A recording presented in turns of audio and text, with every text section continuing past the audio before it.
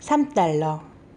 왜냐하면 클린턴이 말하기를 신이 마련해줄 액수가 $3라고 했고 신이 약속한 것 이상의 돈을 취한다면 그것은 신성 모독이 될 것 같았거든요. 나는 퀘이커시티 여행에서 돌아온 다음에 하트포드의 블리스와 계약을 맺어 철부지의 해외여행기를 썼습니다. 당시 돈이 다 떨어진 상태였던 터라 책을 쓰는 동안 기본적인 생활비를 벌 수 있는 일이 있는지 알아보기 위해 워싱턴으로 갔어요.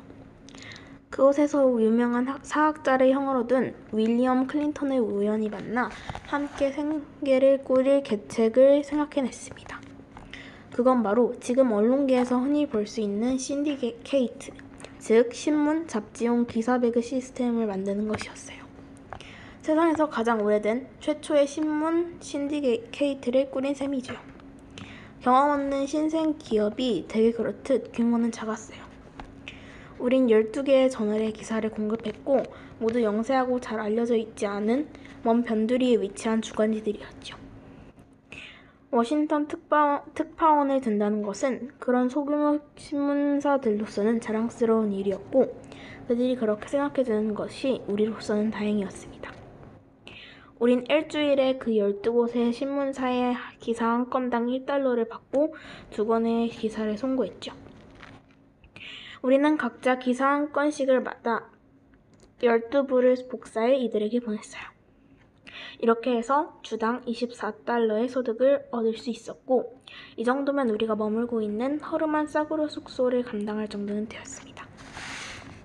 클린턴은 내가 지금까지 알고 지낸 이들 가운데 가장 사랑스러운 사람 중 하나였습니다.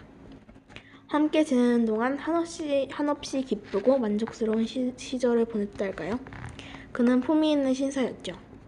타고나기도 그랬지만 훌륭한 가정교육을 받은 덕분이기도 했죠.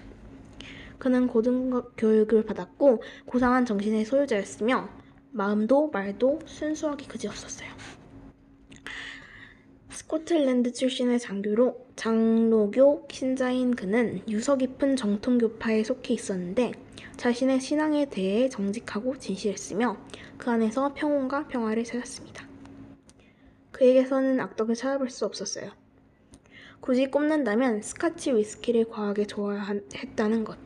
하지만 그것이 악덕이라고 생각하지는 않습니다. 그는 스코틀랜드인이었고 스코틀랜드 사람에게 스카치 위스키란 다른 인종의 우유만큼이나 순결한 음료니까요. 클린턴의 경우 스카치 위스키 애호는 미덕에 가까웠어요. 하지만 경제적이지는 않았죠. 그 술을 나르는 데 갖다 바치지만 않았어도 우리는 일주일에 $24로 충분히 사용하고도 남았을 겁니다. 스카치 위스키 때문에 우리는 늘 절약하고 아껴야 했고 수입의 일부가 조금이라도 늦게 도착할 시에는 여지없이 곤란한 상황에 처했습니다. 언젠가 한 번은 돈이 부족한데 그날이 다가오기 전에 $3가 꼭 필요했어요.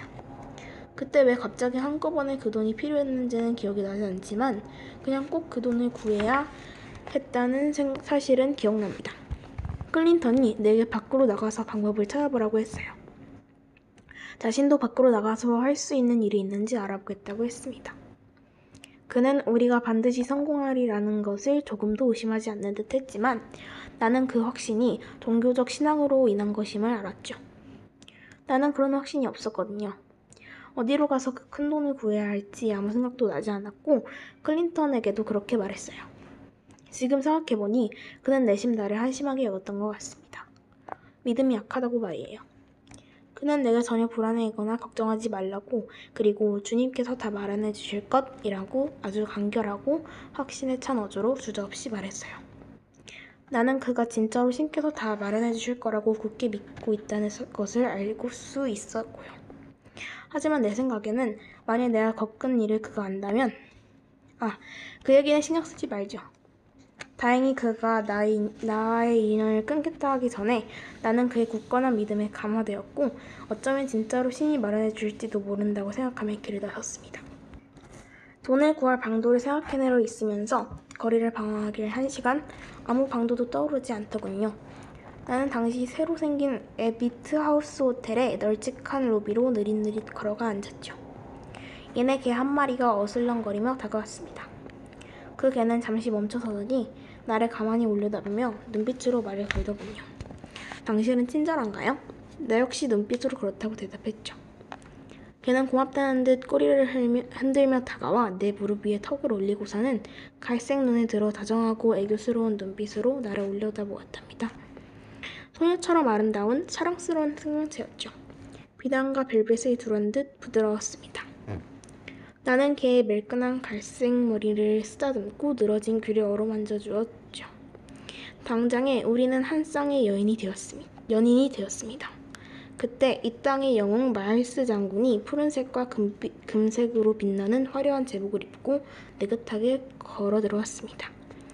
모두가 동경 어린 눈빛으로 그를 바라보았죠. 그는 걔를 보더니 멈춰섰습니다. 눈이 반짝이는 것을 보니 이런 우아한 생명체를 사랑하는 사람임을 알 수 있었습니다. 그가 다가와 걔를 쓰다듬으며 묻더군요. 정말 멋진 녀석이로군요. 놀라워요. 혹시 파실 건가요? 나는 정말 놀랐습니다. 클린턴의 예전이 맞아떨어지다니 정말 굉장한 일이었어요. 나는 대답했습니다. 네, 장군이 다시 물었어요. How much is it? 얼마입니까? 3달러입니다. 장군은 놀란 것 같았어요. 그가 물었습니다. $3? 고작 3달러라고요? 이런 개는 쉽게 볼 수 있는 개가 아닌데요. 적어도 50달러는 할 텐데요. 만일 이 개가 제 것이라면 100달러를 준대도 팔지 않을 겁니다. 유감스럽지만 선생님께서는 이 개의 가치를 모르고 재채기를 하고 계신 것 같군요.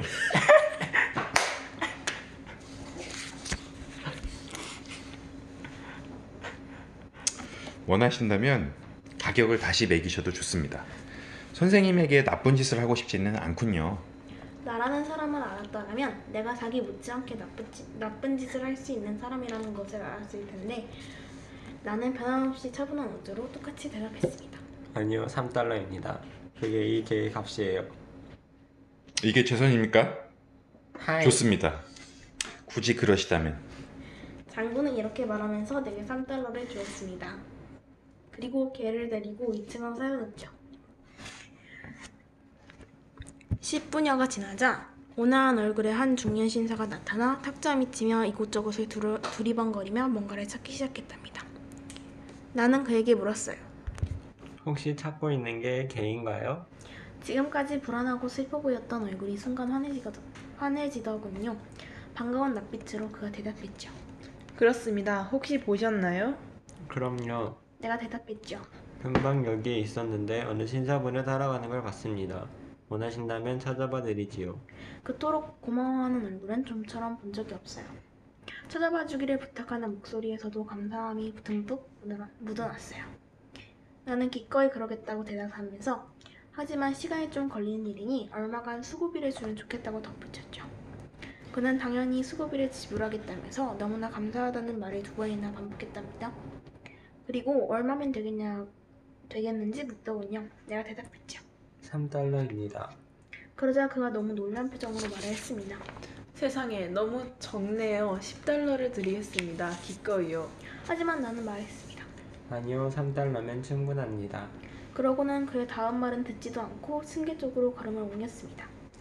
왜냐하면 클린턴이 말하기를 신이 마련해줄 액수가 3달러라고 했고 신이 약속한 것 이상의 돈을 취한다면 그것은 신성모독이 될 것 같았거든요.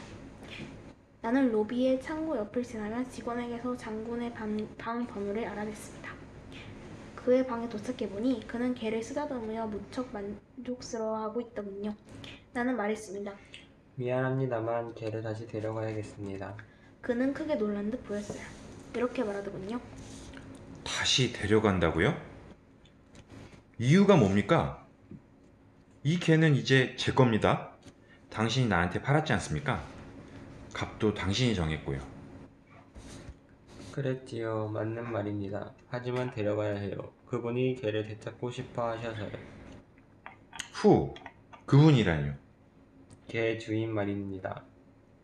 그 개는 제 개가 아니었어요. 장군은 더욱 놀란 듯 했지요. 그리고 잠시 말문이 막힌 것 같더니 이내 말을 꺼냈어요. 지금 남의 개를 나에게 팔았다라는 말을 하는 겁니까? 주인이 따로 있는 걸 알고 있으면서요?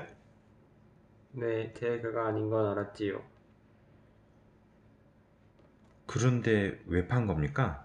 나는 대답했죠. 글쎄요, 희한한 질문이네요. 당신이 원하니까 팔았지요. 당신이 개를 사겠다고 하지 않았습니까? 부정하지는 못하시겠지요. 저는 별로 팔고 싶지 않았습니다. 아니, 팔 생각도 하지 못했어요. 저는 그저 개를 파는 것이 당신의 편의에 도움이 될지도 모른다고 생각해서. 그가 내 말을 자르며 끼어들었죠. 내 편이라고요? 이렇게 기상천외한 편의는 처음 들어보는군요. 자기 것도 아닌 개를 팔 생각을 한다는 것 자체가. 나도 거기서 그의 말을 끊으며 끼어들었습니다. 이런 논쟁은 적합하지 않습니다. 당신이 비로 저에게는 100달러 정도의 값어치는 된다고 말하지 않았습니까? 저는 3달러만을 요구했고요. 여기에 조금이라도 불공정한 점이 있나요? 당신은 더 많은 돈을 기부하겠다고 했지요. 아시다시피 전 3달러만 받겠다고 했고요. 아니라고는 못하시겠지요. 아니, 도대체 그게 무슨 상관입니까? 문제의 핵심은 당신 소유가 아니라는 겁니다. 모르겠어요? You don't know? 싸게 판다면 자기 소유의 소유물이 아닌 것을 팔아도 부도덕한 행동이 아니라고 생각하는 것 같군요. 그렇다면 나는 그의 말을 끊었습니다. 더 이상 이 문제로 말부하지 말아주십시오. 값은 지극히 공정했고 지극히 합리적이었다는 사실은 부인하지 못하시겠지요. 그가 내 소유가 아니었다는 점을 고려한다고 해도 말입니다. 따라서 이 문제를 놓고 논쟁을 벌여봤자 시간만 낭비할 뿐입니다. 개 주인이 개를 원하니 저는 그에게 돌려주어야 합니다. 이 일에서 저는 선택의 여지가 없다는 걸 모르시겠습니까? 제 입장에 대어보세요. 당신 것이 아닌 당신 개를 팔았다고 생각해보세요. 만일 그가 말했습니다. 그런 멍청한 논리로 더 이상 나를 혼란스럽게 하지 마시오. 데려가요. Stop it. 그만합시다. 그래서 나는 그에게 3달러를 되돌려주고 개를 데리고 아래층으로 내려와 주인에게 돌려줬습니다. 그리고 수고비로 3달러를 받아 챙겼던 것이었죠. 나는 떳떳하게 행동했으므로 양심의 거리낌 없이 그곳을 떠났습니다. 개를 판 3달러는 결코 사용할 수 없었을 겁니다. 온전히 내 것이 아니었으니까요. 하지만 진짜 주인에게 개를 돌려줘서 얻은 3달러는 온전히 그리고 정당히 내 것이었죠. 내가 번 돈이었으니까요. 그 개가 나한테 오지 않았더라면 그 남자는 결코 개를 찾지 못했을지도 모르죠. 그날의 원칙을 나는 오늘날까지 고수하고 있습니다. 나는 늘 정직했습니다. 어느 경우에도 정직하지 않을 수 없고요. 처음부터 얘기한 것처럼 나는 미심쩍은 방법으로 습득한 돈을 결국 사용하지 못하거든요. 참, 지금까지는 소설이었답니다. 물론 사실도 들어있습니다.